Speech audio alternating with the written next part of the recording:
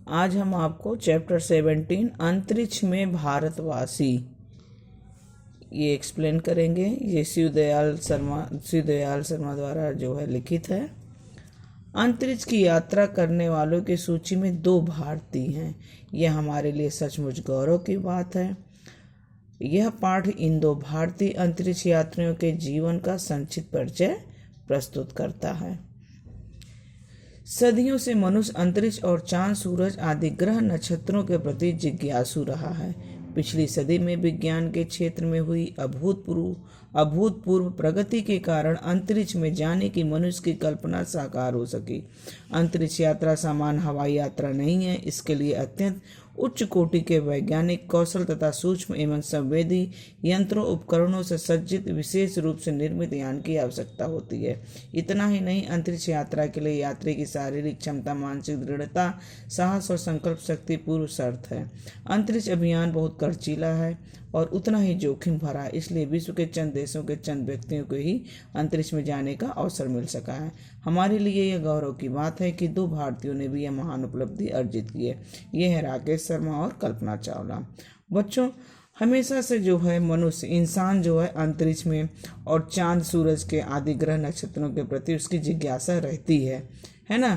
ये सब जानने की जिज्ञासा रहती है। तो जो पिछली सदी में विज्ञान के क्षेत्र में अभूतपूर्व प्रगति हुई थी, जिसमें कि मनुष्य की कल्पना जो है एक तरह से साकार हुई, है ना। इसमें जो 2 लोग थे, एक तो राकेश शर्मा थे और दूसरे जो थे कल्पना चावला। इसमें होता क्या है बच्चों कि इसमें जो है एक तरह से इसके लिए अत्यंत समझ लीजिए उच्च कोटि के वैज्ञानिक कौशल, सूक्ष्म संवेदी उपकरणों से सज्जित विशेष रूप से निर्मित एक तरह से यान की जो आवश्यकता होती है। इसमें होता क्या है कि मनुष्य जो है अंतरिक्ष यात्रा के लिए जब चुना जाता है तो उसकी यात्री की शारीरिक क्षमता, मानसिक दृढ़ता, ये सब चीज़ें जो है, संकल्प शक्ति, ये सब शर्तें रखी जाती है ना। ये एक तरह से विश्व के चंद देशों के चंद व्यक्तियों को ही इस अंतरिक्ष में जाने का अवसर मिलता है। हमारे लिए गौरव की बात है कि 2 भारतीयों ने ये महान उपलब्धि अर्जित की थी। ये राकेश शर्मा और कल्पना चावला। बच्चों, राकेश शर्मा को पहला एक तरह से भारतीय अंतरिक्ष यात्री होने का गौरव प्राप्त है। वे भारतीय वायुसेना में स्क्वाड्रन लीडर थे और उन्हें जो है विमान चालन, वैमानिकी का समृद्ध अनुभव था। उनको जो है वैमानिकी यानी विमान चालक जिसको कहते हैं, उनको जो है विशेष अनुभव था। तब के सोवियत संघ के एक भारतीय को अंतरिक्ष में ले जाने का प्रस्ताव किया था, जिसे भारत सरकार ने मान लिया था। अंतरिक्ष यात्रा के लिए उपयुक्त व्यक्ति को चुनने का दायित्व भारतीय वायुसेना को मिला। अत्यंत कठिन चुनाव प्रक्रिया के द्वारा वायुसेना के 2 अधिकारियों, स्क्वाड्रन लीडर राकेश शर्मा और स्क्वाड्रन लीडर रवीश मल्होत्रा का चुनाव किया गया। दोनों अधिकारियों ने तब के सोवियत संघ और अब के रूस की राजधानी मॉस्को के यूरी गागरिन अंतरिक्ष प्रशिक्षण केंद्र में 18 महीने का सघन और कठिन प्रशिक्षण लिया। प्रशिक्षण पूरा करने के पश्चात अंततः 2 सोवियत अंतरिक्ष यात्रियों के साथ राकेश शर्मा को ही चुना गया। बच्चों, जो है अंतरिक्ष यात्रा के लिए उपयुक्त जो है व्यक्ति का चुनाव जो है भारतीय वायुसेना को दिया गया था। अत्यंत कठिन चुनाव प्रक्रिया हुई तो वहां पर वायुसेना के 2 अधिकारियों, squadron leader Rakesh Sharma, squadron leader Ravish Malhotra का चुनाव किया गया था। फिर उसके बाद जो है 18 महीने का सघन कठिन प्रशिक्षण मतलब लिया गया। वहाँ के जो रूस की राजधानी मॉस्को की यूरी गागरिन अंतरिक्ष प्रशिक्षण केंद्र में इन लोग 18 महीने का इन लोगों का कठिन प्रशिक्षण लिया। जब प्रशिक्षण पूरा हो गया, है ना, तो 2 सोवियत अंतरिक्ष यात्रियों के साथ राकेश शर्मा को भी चुन लिया गया था। 3 अप्रैल सन 1984 को राकेश शर्मा सोयूज T-11 अंतरिक्ष यान पर अपने सोवियत सहयात्रियों समेत सवार हुए। यह एक विशालकाय अंतरिक्ष यान था जिसने प्रातः 6:08 पर उड़ान भरी। भारत के लिए ऐतिहासिक उड़ान थी क्योंकि पहली बार एक भारतीय अंतरिक्ष यात्रा पर निकला था। तो बच्चों, 3 अप्रैल सन 1984 को सोयूज T अंतरिक्ष यान जो है सोवियत सहयात्रियों के समेत राकेश शर्मा सवार हुए थे। एक तरह से बहुत बड़ा अंतरिक्ष यान था। इसने यहाँ प्रातः जो है 6:08 पर उसने उड़ान भरी। एक तरह से ये ऐतिहासिक उड़ान थी और कोई भारतीय अंतरिक्ष यात्री पर पहली बार निकला था। यह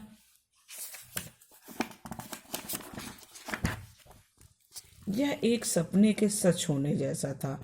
पूरे देश में हर्ष की लहर दौड़ आई। दूरदर्शन पे इस अंतरिक्ष यात्रा के ब्यौरे प्रसारित किए, जिसे भारतवासियों ने कौतूहल और आनंद के साथ देखा। वास्तव में सोयूज 211 27 घंटे और 47 मिनट की उड़ान के बाद अंतरिक्ष में नियत स्थान पर स्थित सोवियत अंतरिक्ष स्टेशन साल्यूट 7 में सफलतापूर्वक उड़ गया। राकेश शर्मा और उनके साथी अंतरिक्ष में 7 दिन रहकर आवश्यक प्रयोगों प्रशिक्षण करते रहे। इस पूरी यात्रा का सबसे रोमांचक क्षण था जबकि तत्कालीन प्रधानमंत्री श्रीमती इंदिरा गांधी ने स्क्वाड्रन लीडर राकेश शर्मा से सीधे संवाद के द्वारा उनका हालचाल पूछा और उन्हें तथा उनके साथियों को बधाई दी। श्रीमती गांधी ने राकेश शर्मा से पूछा, अंतरिक्ष से भारत कैसा नजर आता है? इस पर राकेश शर्मा का जवाब था, सारे जहां से अच्छा हिंदुस्तान हमारा। उनकी इस उक्ति ने समस्त भारतीयों को हर्ष विभोर कर दिया।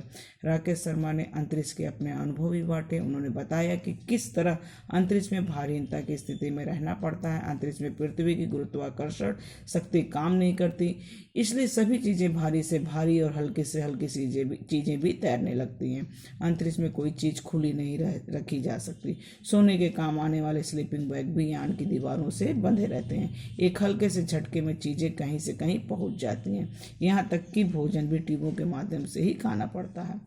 बच्चों, जब एक तरह से सपने के सच जैसा था और पूरे देश में हर्ष की लहर दौड़ आई अंतरिक्ष यात्री के, मतलब इस अंतरिक्ष यात्रा में जो राकेश शर्मा चुने गए थे, तो इनका जो है ब्यौरा सब प्रसारित किया गया।